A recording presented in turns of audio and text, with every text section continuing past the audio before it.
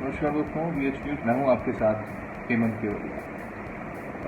आज ना ही किसी पॉलिटिकल पार्टी की बात करने जा रहे हैं और आज ना ही किसी राजनीतिक पार्टियों को लेकर सवाल खड़े करने जा रहे हैं, लेकिन हाँ, जनता की बात ज़रूर करेंगे। और जनता की बात इस वजह से क्योंकि जो हमने लिखा है ऊपर टाइटल, यानी कि सोनू सूद का जिक्र करें, क्योंकि बॉलीवुड एक्टर हैं, वो कोरोना काल में एक रियल हीरो बनकर उभरे हैं। स्टार जो हैं वो लोगों से सीधा कनेक्टेड रहते हैं, इसी वजह से सोशल मीडिया के माध्यम से उनके पास कई मैसेजेस आए और वो मैसेज मैं दरअसल बताने की कोशिश करता हूँ कि सोनू सूद से जब लोग अपील कर रहे हैं, यानी कि जो माइग्रेंट वर्कर्स हैं वो कह रहे हैं, क्योंकि पहले तो शुरुआत उन्होंने मेडिकल स्टाफ्स को, जो लोग खुद रेंट पर मेडिकल स्टाफ के लोग जो रह रहे थे उनको रखने नहीं दे रहे थे, उनको बाहर निकाल रहे थे। कई ऐसी स्थितियां बनी थी जब शुरुआत में कोरोना का मामला सामने आया था, तब सोनू सूद सामने आए। उन्होंने कहा कि नहीं, मेडिकल स्टाफ की तो बहुत ज़्यादा ज़रूरत है इस कोरोना के काल में,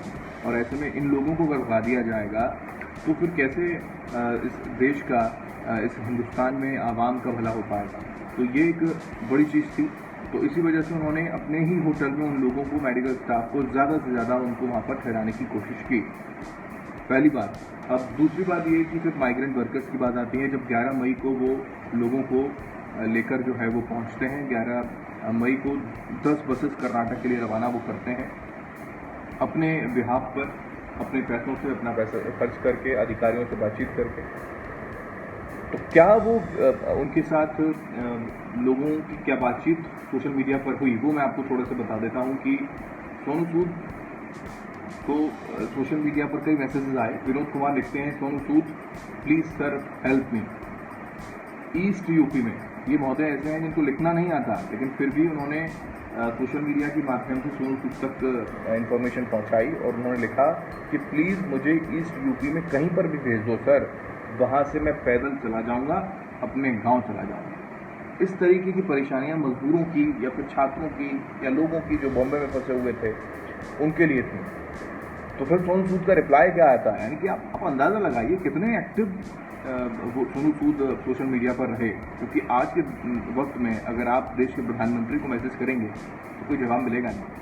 आज के वक्त में अगर आप अरविंद केजरीवाल को ट्वीट करेंगे तो जवाब मिलेगा नहीं। आम आदमी पार्टी को ट्वीट करेंगे तो जवाब मिलेगा नहीं, क्योंकि आप आम आदमी हैं। वो अलग बात है कि आपका मामला थोड़ा सा हाई प्रोफाइल हो जाए, फिर अलग बात है कि मीडिया के माध्यम से वो बातें आगे तक पहुँच जाए। लेकिन फिर रिप्लाई सोनू सूद का क्या आता है कि पैदल क्यों जाओगे दोस्त, नंबर भेजो, हम पहुँचाएंगे। ये जो काम था सोनू सूद का, ये जो इमोशनल कन्वर्जेशन हुई है लोगों के साथ सोनू सूद की, वो हम बताने की कोशिश कर रहे हैं। और यही वजह है कि मेरा मकसद नहीं है कि मैं किसी भी तरीके का प्रचार कर रहा हूँ सोनू सूद का, क्योंकि उनको किसी प्रचार की आवश्यकता नहीं है, वो एक स्टार है। लेकिन जो धरातल पर, ग्राउंड पर काम करने की दिशा में उन्होंने जो वाकई में ईमानदारी से काम किया है, जो एक सीख दी है राजनीतिक पार्टियों को कि आप भी 10 बसेस नहीं तो कम से कम 5 बस एक MLA चला देता, 2 बस एक पार्षद चला देता, और सांसद की बात करें, MP की बात करें तो वो 10 बस वो भी लगा सकता था। इतनी तो उसकी भी बनती है ना। लेकिन नहीं, कोई कदम कहीं पर हमको नजर आया नहीं। एक और मैसेज है, सर हम लोग मुंबई में फंसे हुए हैं, हमको बिहार जाना है, पुलिस चौकी में फॉर्म भरा, अभी तक कॉल नहीं आया, क्या करें सर, पहुंचा दीजिए ना घर। ये मैसेज आया, उसका जवाब कैसे दिया, टिंकू भाई सेंड योर डिटेल्स, माँ बाप से मिलने का समय अब आ चुका है मेरे दोस्त। ये शब्द, ये सोशल मीडिया पर उन्होंने लिखा, ये वर्डिंग थी उनकी, सोनू सूद की। तो ये एक इमोशनल अटैचमेंट होता है जो लोगों तक स्टार्स को और ऊपर तक पहुंचाने की जो कोशिश करता है, वो ये काम सोनू सूद ने किया। मैं फिर बार बार बोल रहा हूँ कि कुछ लोग होंगे जो ये सोचेंगे कि सोनू सूद को लेकर क्यों इस तरीके का जिक्र किया जा रहा है, लेकिन वाकई में उन्होंने जो काम किया है लोगों को उसके बारे में पता लगना चाहिए। अब एक और मैसेज में पढ़ के सुना देता हूँ आपको कि सोनू सूद को ट्विटर पर, एक्चुअली में ये जैसे भी संपर्क कर पाए लोग, उन्होंने संपर्क किया, तो ट्विटर पर एक और मैसेज सोनू सूद को लिखते हैं, भाई हम लोग 16 दिन से पुलिस चौकी का ये चक्कर लगा रहे हैं, लेकिन हम लोग का काम नहीं हो पा रहा। हम लोग धारावी में रहते हैं और बिहार जाना चाहते हैं। धारावी वही जगह है जहाँ पर सबसे ज़्यादा केसेस महाराष्ट्र के अंदर आए और वहाँ भयावह स्थिति। और सही बात है कि ऐसी स्थिति में हर कोई निकलना चाहेगा, अपने घर जाना चाहेगा। तो उस दिशा में उनको रिप्लाई किया भाई चक्कर लगाना बंद कर दो और रिलैक्स हो जाओ। ये रिलैक्स करने की कोशिश की सोनू सूद ने, कहा कि आप चक्कर लगाना बंद कर दो, रिलैक्स हो जाओ, 2 दिन में बिहार में अपने घर का पानी पियोगे। सोनू सूद कह रहे हैं कि आप अपने घर का 2 दिन के अंदर पानी पियोगे, डिटेल्स मेरे को भेजो।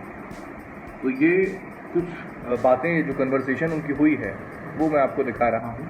और उसके अलावा एक और प्रयागराज का मैसेज है, वो पढ़ के और बता देता हूँ आपको मैं कि प्रयागराज का एक नुमाइंदा था जो प्रयागराज जाना चाहता था, यानी कि उत्तर प्रदेश महाराष्ट्र से। तो उनको सोनू सूद को वो मैसेज लिखता है, कहता है कि सर हम भी यहाँ पर मुंबई में फंस गए हैं। 7 मई को पुलिस स्टेशन में पहुँचा था अंधेरी में, और कुछ रिस्पांस यहाँ पर हमको पुलिस वाले दे नहीं रहे, यानी कि हमारे घर तक नहीं पहुँचा रहे हैं। लोग हैं फंसे हुए हैं, हमको प्लीज़ हमारे घर तक यानी कि इलाहाबाद प्रयागराज तक पहुँचा दीजिए। हमने सुना है आप लोगों की बहुत हेल्प कर रहे हैं, प्लीज़ हमारी भी कर दीजिए। तो 20 मई को ये 2:19 पर मैसेज किया जाता है, और उसके कम से कम 10 से 15 मिनट के बाद जैसे ही वो सोनू सूद देखते होंगे, उसके बाद वो मैसेज का रिप्लाई करते हैं, कहते हैं प्रयागराज जाकर दुआ ज़रूर मांगना कि सब लोग सुरक्षित अपने घर पहुंच जाएं। सामान पैक कर लो भाई, माँ बाप से मिलने का समय आ गया। ऐसे मैसेज, ऐसा अटैचमेंट, इतना जल्दी रिस्पॉन्स, ऐसा कन्वर्सेशन अगर होगा राजनीतिक पार्टियों के सभी नेताओं का, तो मैं ये दावे के साथ कह सकता हूँ, ये यकीन के साथ कह सकता हूँ कि इस देश की आवाम में, इस देश के आवाम के जो लोग परेशान हुए हैं, चाहे वो माइग्रेंट वर्कर्स हों, गरीब हों, किसान भाई हों, या फिर छोटे घर में रहने वाले लोग हों, या फिर इसके अलावा की अगर बात कर लूँ मैं, अगर कोई स्टूडेंट हो जिसके पास जेब में रुपए नहीं हैं, वो लोग भी ऐसे लोगों से बात करके अगर वो अपने घर पहुंच जा रहे हैं, तो हमारे राजनीतिक पार्टियां के जो लोग हैं वो कर क्या रहे थे? आपने श्रमिक ट्रेन चला दी, लेकिन उसके बावजूद भी स्टेशन पे जाकर फॉर्म भर कर वहाँ खड़े हुए लोग, आपने क्या मदद करी? आपने किस तरीके से हेल्प करी है? ये समझ से परे है।